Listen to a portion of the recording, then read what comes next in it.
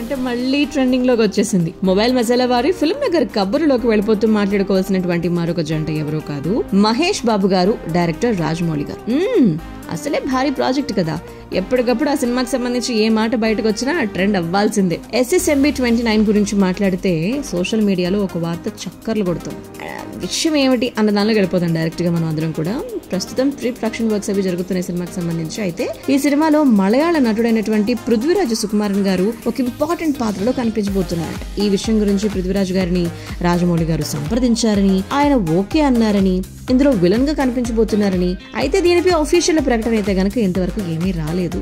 మరి movie lovers అందరూ ఈగరుగా ఎదురు చూస్తున్నారు. ఒకవేళ ఇదే నిజమైతే మహేష్ పృథ్వీలను ఒకే స్క్రీన్ పై చూడొచ్చు అని చెప్పి అభిమానులందరూ ఆబ్వియస్లీ ఆశపడుతున్నారు. మలయాళంలో స్టార్ గా ఎదిగినటువంటి పృథ్వీరాజ్ గారు ఈ మధ్యన సలార్తో ప్రేక్షకులకు బాగా నచ్చేశారు. మళ్ళీ ఈ సినిమా వస్తే ఇంకా సూపర్ గా ఉంటుంది. దట్టు మలయాళంలో సినిమాను ప్రమోట్ చేసుకోవడానికి కూడా బాగుంటుంది. సో టాక్స్ ఎలా నడుస్తున్నా, ఏం జరుగుతున్నా కూడా మొన్న జరిగినటువంటి కాస్టింగ్ డైరెక్టర్ విషయంలోని రూమర్స్ లా కాకుండా ఇది అఫీషియల్లీ నిజం అనేటువంటి విషయాన్ని మనం అఫీషియల్ గా వాళ్ళు చెప్పినప్పుడే తెలుసుకుందాం.